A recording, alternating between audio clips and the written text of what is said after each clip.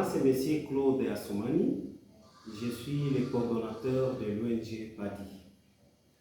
Et moi, c'est Krasfundi. Je suis le psychologue clinicien dans l'ONG PADI. Ok, présentement, nous allons parler de la présentation de la prise en charge à distance des bénéficiaires dans le projet de réparation collective sur les condamnations de Thomas Banga. Et nous sommes PADI. Qu'est-ce que nous faisons dans le projet? Nous nous occupons exclusivement de la santé mentale. Et donc, nous apportons des soutiens psychologiques aux bénéficiaires du projet. S'il faut parler un peu du contexte dans lequel nous travaillons, c'est un contexte extrêmement très difficile parce que l'accession même du terrain, arriver là où se trouve le bénéficiaire, n'est pas facile, raison pour laquelle nous avons opté par la thérapie à distance. Et dans la thérapie à distance, nous utilisons beaucoup plus la logosynthèse. C'est avec la logosynthèse que nous essayons de joindre le bénéficiaire et faire le travail au maximum à cause de l'insécurité qui passe son plein dans le territoire. Merci beaucoup. Nous allons aussi expliquer les champs d'application de cette thérapie à distance. Pourquoi est-ce que nous utilisons une prise en charge à distance? La prise en charge à distance est utilisée lorsque le thérapeute n'a pas le moyen d'accéder facilement à la zone où se trouve le bénéficiaire. Et le collègue a déjà dit, il y a les problèmes d'insécurité, les problèmes de manque de transport. Il y a aussi l'urgence à prendre en charge le bénéficiaire qui est à une très longue distance. Et aussi le bénéficiaire peut avoir un handicap ou n'a pas les moyens de se déplacer. Peut-être qu'il est malade gravement, il a un handicap physique, le coût de transport est exorbitant, ou alors les souhaits personnels du bénéficiaire lui-même qui vous dit que non, moi je veux parler avec vous au téléphone pour telle raison qui sont personnelles. Et cette prise en charge à distance a plusieurs objectifs. Quels sont les objectifs? Nous pouvons ici citer aider à reconstruire la résilience du bénéficiaire, cette capacité à comprendre et à accepter sa situation, ses conditions de vie en tournant les regards vers l'avenir positif.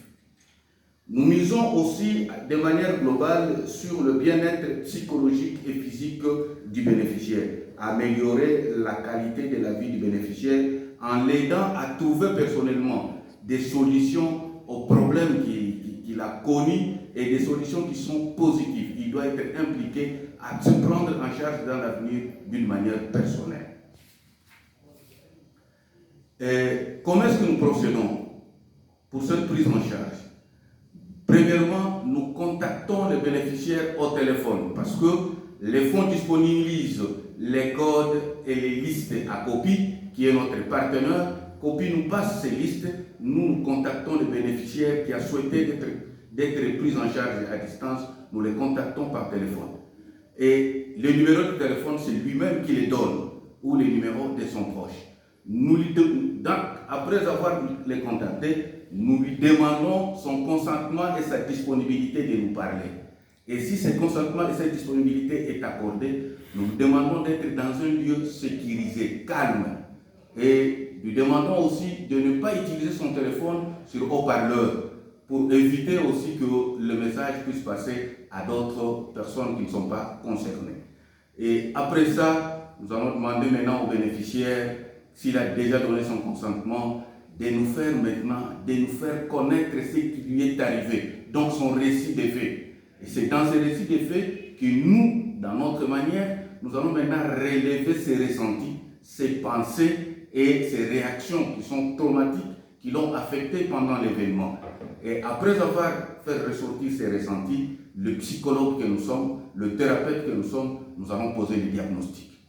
Et une fois le diagnostic est posé, ensemble avec le bénéficiaire, nous allons établir un plan d'action. Comment est-ce que nous allons cheminer pour l'aider à sortir de ces traumatismes, à sortir de ces chocs, à sortir de cette perturbation psychologique? Voilà la manière dont nous procédons. Voilà. Comme chaque méthode a toujours eu des avantages et des inconvénients, nous trouvons que la logosynthèse qui nous permet de faire la prise en charge thérapeutique à distance a plusieurs avantages. Parmi les avantages, nous pouvons citer, ça diminue les coûts de transport pour les temps et les dés, ça diminue le risque par rapport à l'insécurité, comme nous l'avions tantôt évoqué, que le contexte est très complexe, et ça permet de gagner le temps. Au lieu de faire le travail, attendre le long de film, nous gagnons le temps. Ça permet aux bénéficiaires qui ont la honte de ceci, de se manifester librement, parce que c'est comme si on faisait une observation in situ. Aussi, nous pouvons parler des inconvénients. Il y a le manque d'exploration des signes. Voilà les inconvénients. Parce que quand on fait la clinique mobile, c'est différent de la clinique de face à face. On n'a pas ces expressions. Il y a aussi l'établissement de la confiance qui prend du temps. Parce que la personne parle avec une personne autre qu'elle ne connaît pas, n'a jamais vue. Et il y a le risque de nous tromper. Peut-être nous craignons ce risque-là. On a utilisé les codes, c'est quelqu'un d'autre qui est venu. Il y a risque d'aller à côté de la plaque parce que nous sommes à distance. Il y a la nécessité, il y a aussi la nécessité d'avoir assez de moyens financiers pour rendre la communication fluide et permanente. Stable aussi. Et donc, j'ai dit que aussi il y a les cas d'addiction que nous manquons le moyen de les cerner. Parce que pour les cas d'addiction, il faut le temps et le mettre aussi dans l'isolement pour qu'il ne nous échappe pas. Merci beaucoup. C'est tout ce qu'il vient d'évoquer comme inconvénient. Nous avons aussi des défis à relever. Pour les défis qui sont à relever, nous n'avons pas de ressources financières suffisantes pour assurer la prise en charge à distance vu le grand nombre de bénéficiaires. Les zones de résidence aussi des bénéficiaires souvent ne sont pas couvertes de réseaux téléphoniques. C'est aussi un défi à relever, ou même pas d'Internet. Certains bénéficiaires nous compliquent la tâche parce qu'ils vont perdre les frais de transport qu'ils reçoivent lors de leur suivi. Et les tables rondes pour étudier les cas des bénéficiaires ne sont pas réalisables. Et il y a aussi la nécessité d'avoir accès à assez de formations, de renforcement des capacités. Parce que celui qui va utiliser, il faut qu'il ait quand même une bonne capacité d'utiliser cette communication, cette prise en charge à distance. Et après ça, nous avons aussi des leçons apprises qui vont aussi nous motiver à utiliser la prise en charge à distance. La première leçon et la leçon capitale, ce sont les bénéficiaires eux-mêmes. Parce qu'ils utilisent leur téléphone, ils nous appellent, ou soit qu'ils nous font des SMS. Donc, ils sont aussi favorables à cette prise en charge à distance. C'est ainsi qu'à travers tout ça, nous pouvons formuler aussi des recommandations. Et les recommandations que nous pouvons formuler, c'est, nous demandons aussi au fond de prévoir un budget conséquent à la portée de l'aidant, du thérapeute, pour la prise en charge, pour l'application de la prise en charge à distance, de cette approche-là. De remettre à niveau les staffs de mise en œuvre. Il faut aussi les capacités.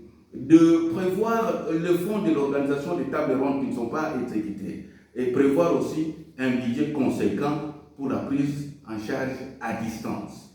Voilà les recommandations que nous pouvons faire au fond et que nous pouvons faire aux partenaires. En conclusion, le travail est un travail humain. Et tout travail humain n'est pas parfait. Donc, nous sommes là, nous restons disponibles et nos portes sont ouvertes, nos cœurs sont ouverts à toute remarque, à toute suggestion qui va encore renforcer nos capacités et nous permettre de faire mieux que ce que nous venons de présenter au fond aujourd'hui. Nous disons et nous vous remercions.